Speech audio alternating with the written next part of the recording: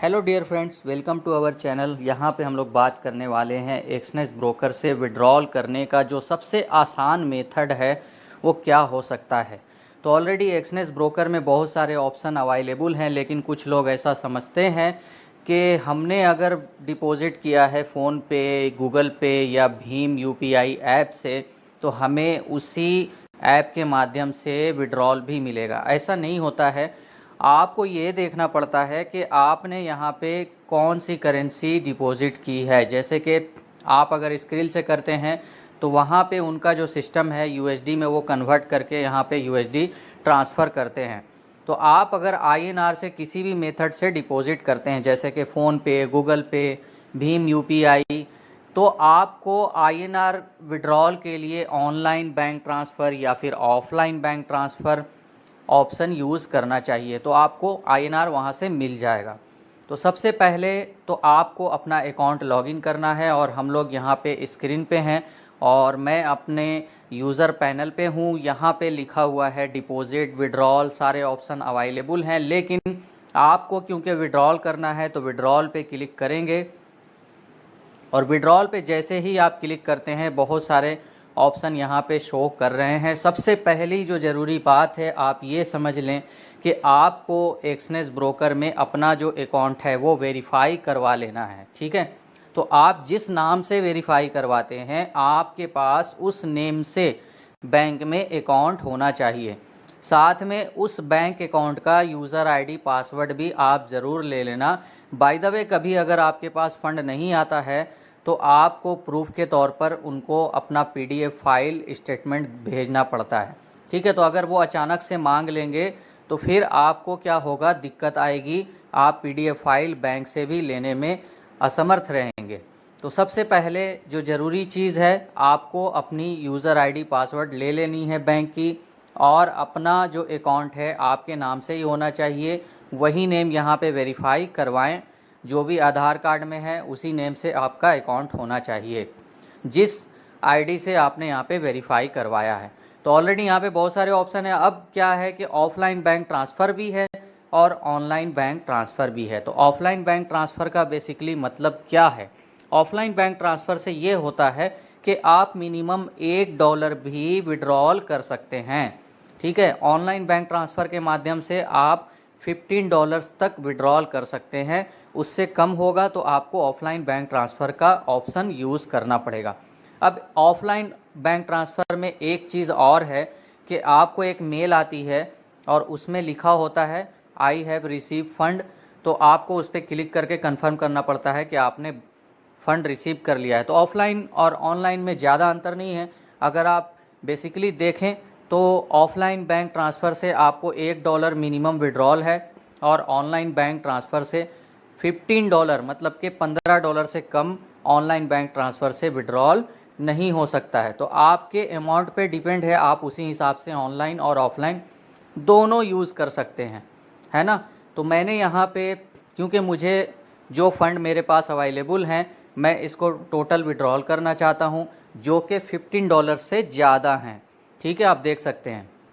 तो अब मैं क्या करूँगा, ऑनलाइन बैंक ट्रांसफ़र को क्लिक करता हूँ, और ऑनलाइन बैंक ट्रांसफ़र जैसे ही आप क्लिक करते हैं यहाँ पे आपसे ये पूछा जा रहा है कि आपके पास बहुत सारे ट्रेडिंग अकाउंट है, आप किस ट्रेडिंग अकाउंट से अपना अमाउंट विड्रॉल करना चाहते हैं।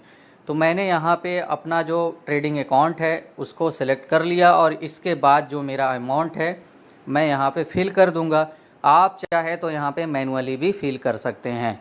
अब यहाँ पे आपको कंफर्म करना है। जैसे ही आप कंफर्म करेंगे आपको यहाँ पे शो हो जाएगा इनका जो कमीशन रेट है वो 0 है, कोई चार्जेस यहाँ पे नहीं लगता है विड्रॉल का। फिर इसके बाद आप कंफर्म करेंगे और नीचे में आपको एक OTP डालने का ऑप्शन आ जाएगा। अब यहाँ पे कुछ चीज़ें समझनी है, आपको OTP कहाँ पे रिसीव होगा। आपने सिक्योरिटी सेटिंग में मोबाइल या मेल जो भी डाल के रखा होगा, अगर आपने मेल डाला होगा तो मेल पे OTP चेक कर लेना। मैंने यहाँ पे मोबाइल डाला है सिक्योरिटी सेटिंग में। ठीक है, सिक्योरिटी टाइप सेटिंग आती है इनकी, तो इसमें मैंने मोबाइल डाल के रखा हुआ है, मोबाइल नंबर। तो ये जो OTP है मुझे मोबाइल पे रिसीव हो गया है। अब मैं यहाँ पे OTP डाल देता हूँ। OTP डाल के जैसे ही आप कंफर्म करेंगे, आपके पास ये सारा ऑप्शन खुल करके आया है। ठीक है, तो ये बेसिकली यहाँ पे क्योंकि पहले से मैंने विड्रॉल किया हुआ है तो मेरा अकाउंट नंबर वगैरह फिल किया हुआ है। आप देख लेना, आपको अपना ही अकाउंट नंबर यहाँ पे डालना है। IFSC कोड वगैरह आप 3 से 4 बार ठीक से चेक कर लें। ठीक है, इसके बाद फिर से कंटिन्यू करेंगे। सारा अकाउंट नंबर IFSC कोड वगैरह चेक करने के बाद कंटिन्यू करेंगे तो आपको यहाँ पे जैसे ही पेज खुल करके आएगा तो यहाँ पे लिखा हुआ है your fund is on the way, मतलब कि आपका जो फंड है वो निकल चुका है। यहाँ से एक्सनेस ब्रोकर के वॉलेट से आपका फ़ंड निकल चुका है, अब आपके पास रिसीव हो जाएगा। तो अब हम लोग देखते हैं कि मुझे फ़ंड कितनी देर में रिसीव होता है। फिर मैं अपना जो स्क्रीन है शेयर करूँगा आपको। और इसके बाद एक चीज़ और है, यहाँ पे ऑफलाइन बैंक ट्रांसफ़र के माध्यम से आप करते हैं तो आपको 1 से 2 घंटे के अंदर में विड्रॉल मिल जाते हैं, लेकिन ऑनलाइन बैंक ट्रांसफ़र के माध्यम से मैंने देखा है विथ इन मिनट मुझे विड्रॉल मिला है। तो देखते हैं कितने देर में आता है। जैसे ही आता है मैं आपको स्क्रीन शेयर करता हूँ। तो फाइनली आ गया हूँ मैं अपने मोबाइल के स्क्रीन पे और चलता हूँ मैं आपको अपने मैसेज में ले करके। ये जो मैसेज है मुझे अभी जस्ट रिसीव हुआ है, आप देख सकते हैं। और ऐसी बात नहीं है, इससे पहले भी मैंने काफ़ी सारे विड्रॉल लिए हैं एक्सनेस ब्रोकर से। सेम टाइम में, सेम डे में, विथ इन मिनट विड्रॉल आ जाता है, कोई दिक्कत वाली बात नहीं है।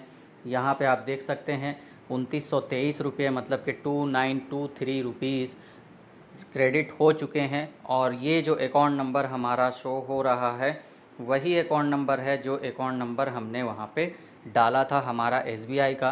क्योंकि अकाउंट नंबर शो करना थोड़ा सिक्योरिटी रीजन से सही नहीं है, बट मुझे ये दिखाना ज़रूरी था कि मैंने जहाँ विड्रॉल किया है वहाँ पे पहुँचा है या नहीं। तो ऑलरेडी 8 बजे मैंने विड्रॉल किया था करीब करीब, और ये मैसेज मुझे 1 मिनट पहले रिसीव हुआ है।